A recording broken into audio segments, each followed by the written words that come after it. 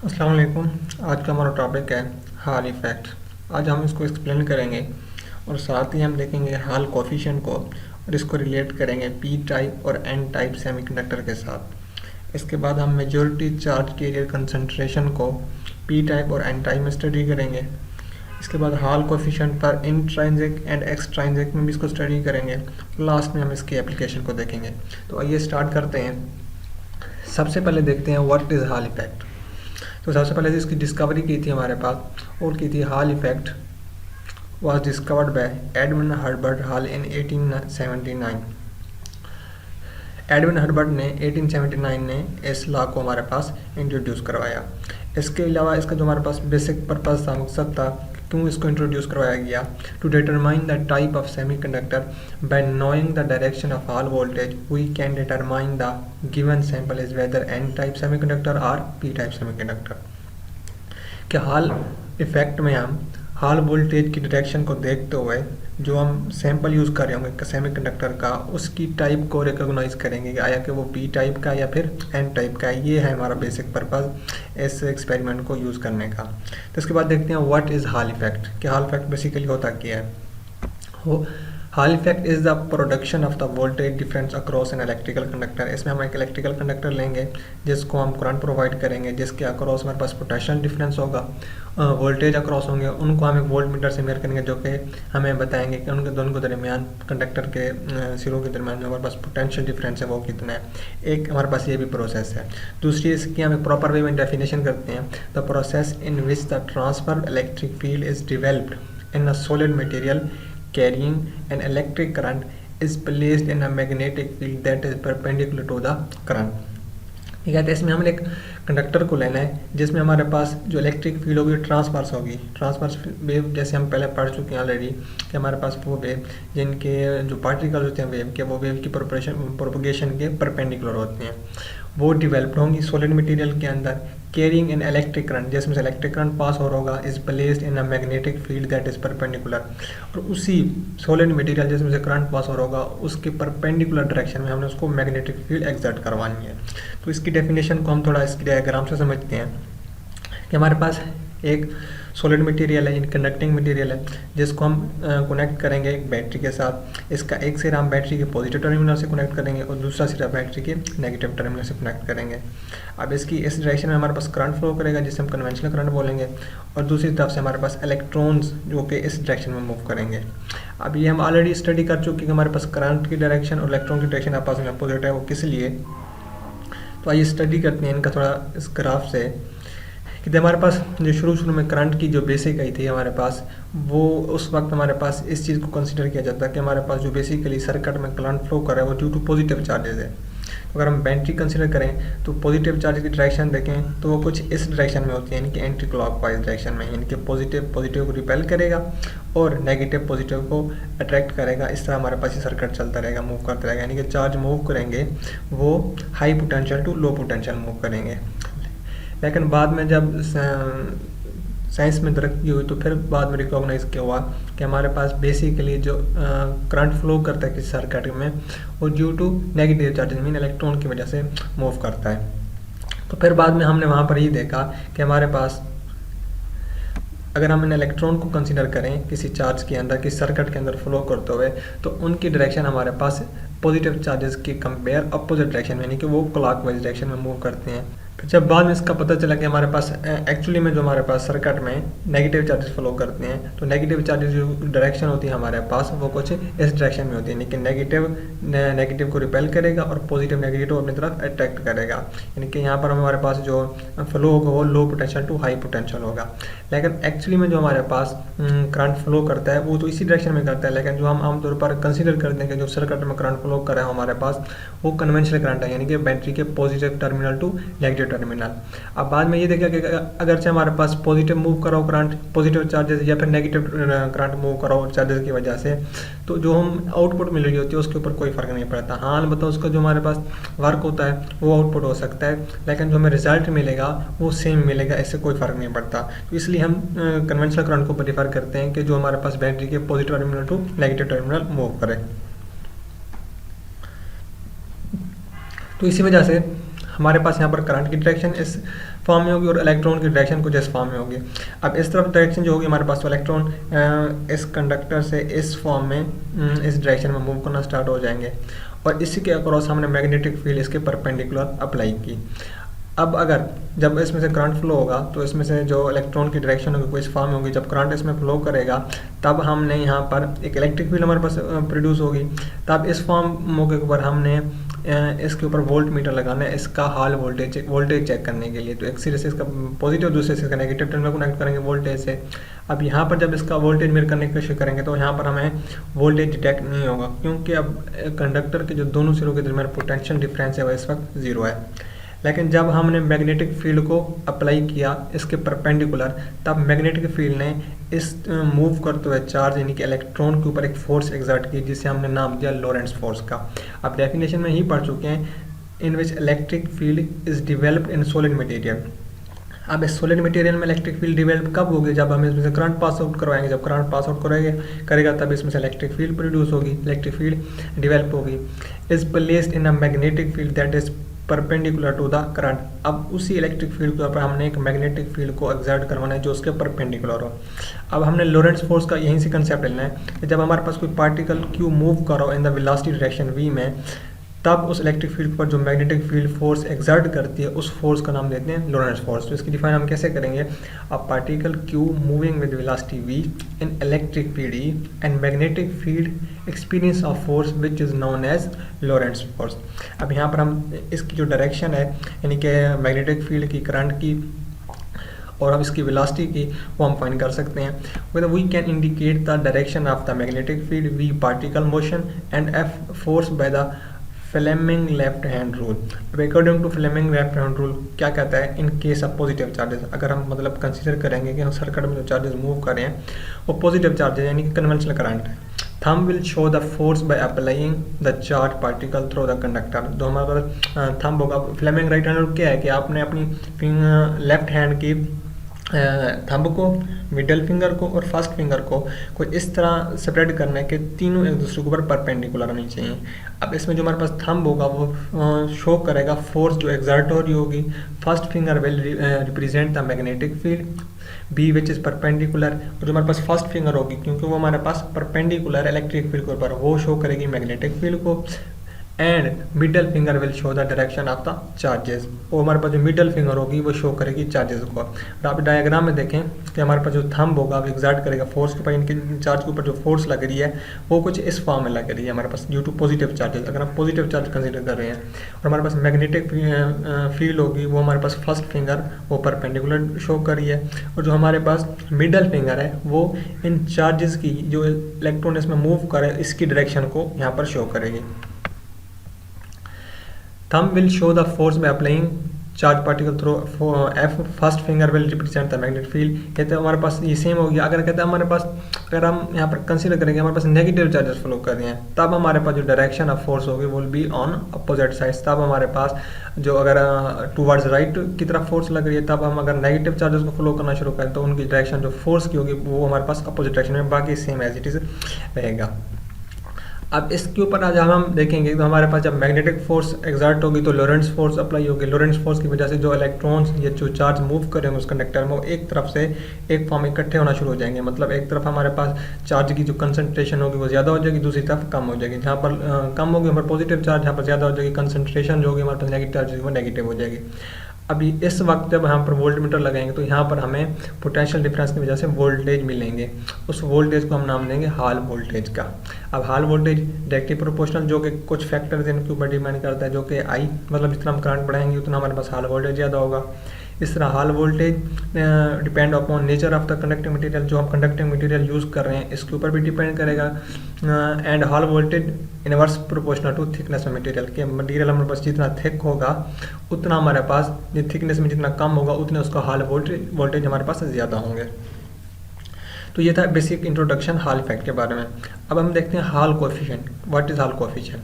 हाल coefficient की हम define करते हैं। Hall coefficient is defined as the Hall electric field per current density per magnetic field. इसके formula से हम इसको एक्सप्लेन कर सकते हैं, डिफाइन को। जो हमारे पास हॉल कोफिशिएंट है वो electric field per current density per magnetic field. यहाँ जो हमारे पास जे है बेसिकली वो करंट डेंसिटी को शो कर रहा है, ई शो कर रहा है इसकी इलेक्ट्रिक फील्ड को, और बी मैग्नेटिक फील्ड को। कंसिडर करें हमारे पास यहाँ पर एक कंडक्टिंग मटेरियल है, उसकी सरफेस एस है, और यहाँ पर इस डायरेक्शन में हमारे पास करंट फ्लो कर रहा है। इसमें भी जब करंट फ्लो करेगा according to Fleming left hand rule से हम इनकी डायरेक्शन का पता चला सकते हैं।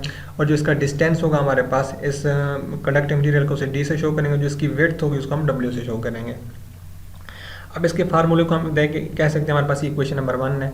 अब नेक्स्ट हम देखते हैं कि जो हमारे पास इलेक्ट्रिक फील्ड है इन हॉल इफेक्ट या हॉल कोएफिशिएंट में E is equal to we over D, वो हम ऑलरेडी इलेक्ट्रोस्टैटिक्स के चैप्टर में स्टडी कर चुके हैं। E is equal to we over D, V is the velocity of the charge and D is the distance of the distance और length of the conducting material. तो equation number 1 में हम E की value put कर देंगे, तो हमारे पास आर एच इनके Hall coefficient is equal to E की वैल्यू हम यहाँ पर पुट करेंगे तो हमारे पास क्या आएगा, वी एच ओवर जे क्रॉस डी क्रॉस बी। इसको हम दे देंगे इक्वेशन नंबर 2 का। अब यहाँ पर हम जानते हैं कि जो हॉल वोल्टेज होता है वो इज इक्वल टू होता है B I over rho W, where B is the magnetic field, I is the current, rho is the charge per unit area density and W is the width of the conductor. इस conductor की width को show कर रहा है। तो यहाँ पर हमने वी एच इनके हॉल वोल्टेज की वैल्यू को पुट कर देना इक्वेशन नंबर 2 के अंदर। तो हमारे पास हॉल वोल्टेज जो फार्मूला आएगा वो किस फॉर्म में आ जाएगा, B I over rho W multiply by 1 over d cross j cross B. तो यहाँ से बी को बी से कैंसिल कर देंगे तो हमारे पास रिजल्ट आएगा वो I over rho W multiply by 1 over D multiply by J. अब यहाँ पर हमारे पास एज वी नो जे हमारे पास करंट डेंसिटी को शो करा है। अब करंट डेंसिटी किसके इक्वल होता है, करंट पर यूनिट एरिया। अब एरिया का हम फार्मूला जानते हैं कि हमारे पास एरिया का जो फार्मूला है वो लेंथ इनटू विड्थ यानी कि मीटर स्क्वायर में है। अब डी बेसिकली उसकी लेंथ को शो कर रहा था, कंडक्टर के लेंथ को, और डब्ल्यू उसकी विड्थ को शो कर रहा था। दोनों को मल्टीप्लाई करें तो हमारे पास बेसिकली ये भी एरिया के इक्वल आ रहे हैं। तो हम ए की जगह डब्ल्यू डी पुट कर सकते हैं। तो हमारे पास इक्वेशन क्या बन जाएगी, J is equal to I over W D. तो अब जे की वैल्यू हम इसके जो लास्ट टेस्ट हमने कोएफिशिएंट के फार्मूले निकाला है उसमें इसको पुट करेंगे। तो R H is equal to I over rho W multiply by D W और आई क्रॉस डी। अब जे की वैल्यू हमने जो यहाँ पर फार्मूला ड्राइव किया है यहाँ पर आके इसको पुट कर देना है। So R H will become equal to Hall coefficient 1 over rho which is also equal to 1 over N E, where N E shows the charge density. अब यहाँ पर हम देखते हैं कि हमारे पास अगर Hall coefficient formula become negative when the number of the electrons become more than hole, यही फार्मूला हमारे पास उस वक्त नेगेटिव बन जाएगा जब हमारे पास जो नंबर ऑफ इलेक्ट्रॉन्स हैं वो उसके होल से ग्रेटर हो जाएंगे। नेक्स्ट फॉर प्रैक्टिकल केस के तौर पर कहता है Hall voltage Hall coefficient is equal to Hall voltage into 1 over g cross j cross B. अब यहाँ पर उसने हमें वैल्यू दी है जे की, J is equal to I over W D. अगर इस फार्मूले में हम इसकी वैल्यू पुट करना चाहें जे की तो वो भी हम इजीली पुट कर सकते हैं। तो यहाँ पर अगर हम जे की वैल्यू पुट करके हॉल कोएफिशिएंट का फाइनल रिजल्ट निकालना चाहें तो वो होगा वी एच डब्ल्यू over I B. V h is the Hall voltage, डब्ल्यू is the width, I current, B is the magnetic field. तो ये तो हमारा था हॉल कोएफिशिएंट का फार्मूला जिसको हमने एक वे में इसको ड्राइव किया। अब इसको हम रिलेट करते हैं पी टाइप सेमीकंडक्टर और एन टाइप सेमीकंडक्टर के साथ। कहते हैं when we measure the potential difference if the value of Hall voltage is positive then it's would be the P type semiconductor. जब हमने पोटेंशियल डिफरेंस को मेयर किया, कब मेयर किया, जब हमने कंडक्टर को करंट पास करवाया उसमें से इलेक्ट्रॉन का फ्लो हुआ तो हमने उस वक्त जब वोल्ट मीटर लगे तो हमें पोटेंशियल डिफरेंस मेयर नहीं हुआ। लेकिन जब हमने उसके परपेंडिकुलर मैग्नेटिक फील्ड को एग्जर्ट करवाया तब हमें उसका वोल्टेज मिला जिसको हमने नाम दिया हॉल वोल्टेज का। अगर वो हॉल वोल्टेज पॉजिटिव आ रहा है तब हमें बताना होना चाहिए कि हमारे पास वो सेमीकंडक्टर पी टाइप मटेरियल है। इस तरह एन टाइप में क्या होगा, when we measure the potential difference if the value of Hall voltage is negative then it would be n type. अगर उस हॉल वोल्टेज की वैल्यू नेगेटिव में आ रही है तो हमारे पास वो एन टाइप यानी कि मेजॉरिटी इलेक्ट्रॉन्स के कंसंट्रेशन में आएगा। अब इसके बाद हम देखेंगे मेजॉरिटी चार्ज के कंसंट्रेशन के सेमीकंडक्टर मटेरियल में कौन से चार्जेस की मेजॉरिटी ज़्यादा है या उस लिहाज से जो हमारे पास उसका फार्मूला ज्ञान हो रहा है। तो इसके लिए हम दो इक्वेशन यूज़ करेंगे, एक मैग्नेटिक फील्ड के लिहाज से, एक इलेक्ट्रिक फील्ड के लिहाज से। मैग्नेटिक फील्ड के लिहाज से हम ऑलरेडी पढ़ चुके हैं, F is equal to Q V cross P. Q is a charge, V is a velocity और direction of the charges and B is a magnetic field. Equation number 1 electric field F is equal to Q E. अब हम P type semiconductor के लिए majority charge carrier concentration दे रहे हैं कि majority charge carrier concentration P type के लिहाज से किस फार्मूले की टाइप में हमारे पास गेन होगी। तो इन दोनों इक्वेशन को हम आपस में क्या कर लेते हैं, कंपेयर कर लेते हैं। तो f B is equal to Q we B sine theta. पहले इसका हम फाइनल इसको सोल्व कर लेते हैं फर्स्ट इक्वेशन को, q we B sine theta. अब इसमें देखते हैं कि हमारे पास जो हमने कंडक्टर में से करंट को पास आउट करवाया था उसमें मैग्नेटिक फील्ड उन चार्ज की जो डायरेक्शन थी, जो चार्ज जिस डायरेक्शन में मूव करते उसके परपेंडिकुलर थी। जो एंगल होगा हमारे पास कौन सा होगा, 90 डिग्री। तो यहाँ पर जब पुट करेंगे तो हमारे पास F B is equal to Q we B. अब वी बेसिकली एक्सेस में शो कर रहा है कि हमारे पास जो वेलोसिटी उनकी थी वो एक्सेस में थी और जो मैग्नेटिक फील्ड थी वो वाई एक्सेस में शो कर रही है। ये बेसिकली उनकी डायरेक्शन को शो कर रही है। नो इलेक्ट्रिक फील्ड उनकी वाई डायरेक्शन में थी, सो इसलिए हमने इलेक्ट्रिक फील्ड के साथ में वाई कंपोनेंट लिख दिया। हमारे पास इक्वेशन आ गई 3 और 4। अब दोनों को हम क्या कर लेते हैं, कंपेयर, इलेक्ट्रिक फील्ड और मैग्नेटिक फील्ड को। तो Q E Y is equal to Q V X B G. तो यहाँ से क्यू से कैंसिल हो जाएगा, यहाँ से इलेक्ट्रिक फील्ड की वैल्यू हमारे पास V X is equal to B G आ जाएगी। अब यहाँ से अगर हम वैल्यू निकालना चाहें वी एक्स की, यानी कि जो उनकी जो डायरेक्शन थी चार्ज की, उसके लिए हमने पहले इसकी वैल्यू को पुट कर देना electric field is equal to we over d. D basically length and डब्ल्यू एज द विड्थ, दोनों हमारे पास सेम है, तो एल की जगह डी की जगह हम डब्ल्यू पुट कर सकते हैं। तो हमारे पास क्या आ जाएगा, वी एच ओवर डब्ल्यू विल बी इक्वल टू इस ई की वैल्यू यहाँ पर पुट करने से इस इक्वेशन में। तो V H over W is equal to V X B G. अब यहाँ से वी एक्स की वैल्यू हम फाइंड कर सकते हैं। तो V X is equal to B जाके हमारे पास क्या हो जाएगा, डिवाइड हो जाएगा। तो V X is equal to V H over W B G. तो ये चार्ज की कंसंट्रेशन हो जाएगी हमारे पास इन पी टाइप सेमीकंडक्टर्स में। अब यहाँ पर हमारे पास फाइनल रिजल्ट दे रहा है दोनों का पी टाइप और एन टाइप के लिहाज से। तो इन दोनों का जो हमारे पास फाइनल रिजल्ट है इसकी फर्दर डेरिवेशन है वो हम एक नेक्स्ट आर्टिकल में मैं ऑलरेडी कर चुका हूँ, तो उसके लिए आपने दूसरा लेक्चर देखना होगा। तो आपने ये याद रखना कि हमारे पास जो चार्ज के कंसंट्रेशन होगा वो पी टाइप में और rho is equal to I X B C over D V H, where rho is a charge per unit area and I is a current in x direction, magnetic field and y is z direction, and d is the distance or length of the conducting material, v is the hall voltage. So similarly for n type तो हमारे पास same component होंगे, लेकिन n type में negative due to negative charge साथ में हम negative का sign show करेंगे। अब हम देखते हैं हॉल कोफिशिएंट फॉर इंट्राइजिंग सेमीकंडक्टर कि इनका जो सेमीकंडक्टर की टाइप होती है इंट्राइजिक और एक्सट्राइजिक, वहाँ पर इनका क्या बिहेवियर होता है।